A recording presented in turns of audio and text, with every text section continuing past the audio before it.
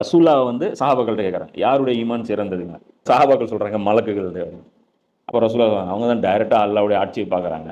அவங்க நம்பாம இருக்கிறதுக்கு என்ன வந்துச்சுங்க? அப்போ மறுபடியும் கேட்குறாங்க, யாருடைய ஈமான் சிறந்ததுங்க? நபிமார்கள் உங்களுடையது அப்படிங்கிறாங்க. ரசூல்லா சொல்றாங்க, என்கிட்ட டெய்லி ஜிப்ரீல் வந்துட்டு போயிட்டு இருக்கிறாரு. நான் நம்புறதுல என்ன சிறப்பு இருக்குங்க? அப்ப கடைசியா இன்னொரு மறுபடியும் கேட்குறாங்க, யாருடைய ஈமான் சிறந்தது அப்படிங்க. அப்ப சஹாபாக்கள், நாங்களா? அப்படிங்க. அப்படியே ஒரு பணிவா, நாங்க தானே அது அப்படின்னு. அப்படி சொல்றாங்க, நீங்க தான் என்னைய பார்க்குறீங்களே, என்ன பார்க்காம ஈமான் கொள்றதுக்கு, உங்களுக்கு ஈமான் கொள்ளாம இருக்கிறதுக்கு என்ன வந்துச்சு அப்படிங்க. அப்ப இவங்களே சொல்றாங்க, எல்லாரையும் கழிச்சு விட்டீங்க, அப்ப யாரு தான் சிறந்தது? நீங்க தான் சொல்லுங்க அல்லாஹ்வுடைய தூதரே. அப்ப ரசூலா சொல்றாங்க, ஒரு கூட்டம் பின்னாடி வரும், என்னை பார்த்திருக்க மாட்டாங்க. வெறும் 2 புக், 2 அட்டைக்கு உள்ள இருக்கக்கூடிய ஒரு குரானை வந்து வச்சிருப்பாங்க. அத பார்த்து நம்பிக்கை கொள்வாங்க. அவங்களுடைய ஈமான் உங்க எல்லாருடைய ஈமானோட சிறந்ததுங்க. சொல்றத இப்ப இப்ப நம்ம வேலை செய்றோம். இதுக்காக நம்ம உட்கார்றோம், டைம் ஸ்பெண்ட் பண்றோம்.